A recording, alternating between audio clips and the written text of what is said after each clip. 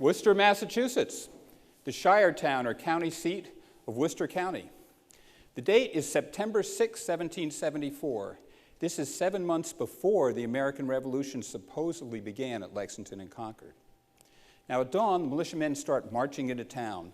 They come from Uxbridge down by the Rhode Island border and from Winchendon up by New Hampshire, from 37 distinct towns. This is literally, by an actual head count, 4,622 militiamen, half the adult male population of the entire sprawling rural county. Now these men are angry. To punish Boston for the Boston Tea Party, the British Parliament has just yanked away the charter for all of Massachusetts. For 150 years, people have been gathering in their town meetings to govern themselves on most matters, but now they can't even call a town meeting anymore. They've been exercising some say over the choice of their officials, all the way from the governor's council down to the local sheriffs. But now all these are going to be appointed either directly by the king or by the king's appointed governor. So these people are disenfranchised, and they're rising up as a body to say no way. They are going to close the court, the outpost of British authority in Worcester County. So when 24 court officials show up to work in their dress suits and wigs, and they go up to the courthouse, it's all barricaded, filled with militiamen inside. The town is teeming with militiamen bent on seizing their authority. With nowhere else to go, they retreat to Daniel Haywood's Tavern halfway down Main Street and huddle inside, while the militiamen outside decide the formalities of their surrender. So here's what the militiamen decide to do. First of all, they line up on Main Street from Haywood's Tavern up to the courthouse, about 2,300 on each side. And then they usher forth from the tavern one of the officials, and he stands between the lines, and he takes his hat in his hand, and he recites the recantation that he and the other officials have been forced to sign. He says, we cede to the authority of the people. We will never execute the unconstitutional act of the British Parliament that reduces people to arbitrary power. Well, that's a strong recantation, but the problem is only these people heard it. It stretches for a quarter mile, so he has to step forward and say it to the next group, and then to the next group, and over and over and over, 30 times each, over 30 times each. He walks the gauntlet, reciting his recantation, and all the other officials have to do the same thing. And with this dramatic and humiliating display of submission, the courts are closed, and all British authority disappears from Worcester County, never to return. Now, Worcester was not alone. Here's a map from the Massachusetts Historical Society for a few years later. Now, you see all the towns. You're not going to be able to read the names, but look at how many of them. They're everywhere. This is a populated area. Even though it's countryside, it's populated. As a matter of fact, 95% of the population of Massachusetts at this time lives outside of Boston. And everywhere, in all these towns and farming communities, when the court is going to meet, the people swarm on the county seat, the shire town, and they close the court. Everywhere but Boston. Boston, with only 5% of the people, that's the only shire town that doesn't close the court because the British troops are stationed there. But everywhere else, these people close the court and they shed British rule. Now here's the key. These people are not just protesting, they're not just dumping tea into the harbor. They are actually seizing control of governmental authority. This is the most successful and enduring popular uprising in our nation's history. Now, you'd think that our national narrative would feature it. I mean, the first transfer of authority from the British to the Americans, that's got to be a major event. I mean, any revolution, isn't it an important chapter in any revolution when actually, authority transfers from one side to the other?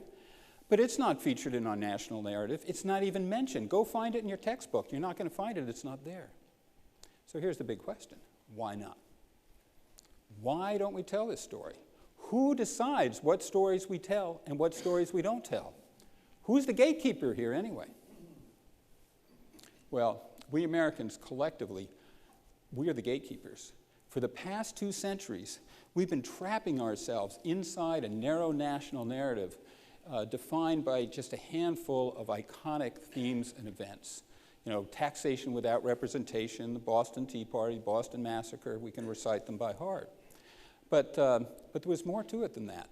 The original historians The people who wrote histories at the time, who were actually lived through those times, they told a larger story. They included this Massachusetts Revolution of 1774. But in the 19th century, other stories emerged that whisked it away. The shot heard round the world. You all hear that? Shot heard round the world, Lexington and Concord? Well, that phrase was coined by Ralph Waldo Emerson, the poet and essayist, 60 years later. And now, think of it, if that's the iconic beginning of the revolution, how could there possibly have been a revolution before the revolution? It just hides our story. How about Paul Revere's Ride? Listen, my children, you shall hear the midnight ride of Paul Revere. Well, that poem by Henry Wadsworth Longfellow, 86 years after the fact, on the eve of the Civil War. And look at the basic theme. A lone rider from Boston wakes the sleepy-eyed farmers. Sleepy-eyed farmers? 7 months earlier, you know, they had thrown off British rule, and in the interim, they had, they had armed, they had trained, and they had formed a de facto government, and they were just preparing totally for a counter-revolution that they knew would follow. That counter-revolution did eventually come at Lexington and Concord, when the British were trying to retake territory that they had already lost. So why don't we tell this story? Why don't we tell the story of the, why do we choose the Revere stories, the mythological ones, instead of the vital and authentic ones? Why do we do that? Well, for that we have to get a step deeper yet. We have to actually look at the narrative structures of the narratives, the structural forms of the narratives that we prefer, and what these have to say about revolution. Start with this. We like our stories to have heroes, you know, like the hero does this, and an individual protagonist, and the leaders, and the leaders do it all. But listen, you know, the leader has to drive the story, kind of like the movie we just saw. But where's the leader here? These people won't even accept a leader. They don't take a leader because they are totally democratic. They won't do it. But which is more powerful? A revolution with a leader telling people what to do, or a revolution where the people are rising up and commanding their own revolution? Okay, we like our stories with a clear plot line. You know, the revolution starts here and spreads to here, and then climaxes here. But where's the revolution? Where's the plot line in our story? It's like erupting everywhere. But which is a stronger revolution? The one that has a nice tidy line, or the one that erupts and it's just all over the place? We like our stories with some blood and guts.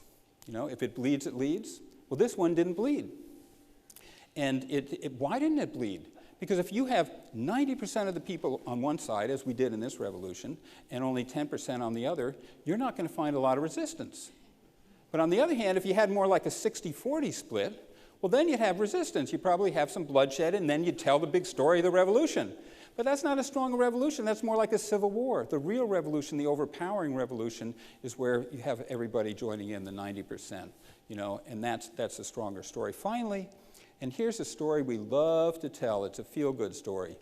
Tiny little David, the colonials, the outnumbered, outmanned, outgunned colonials, best mighty Goliath, the strongest British empire on the earth. We love to tell that story.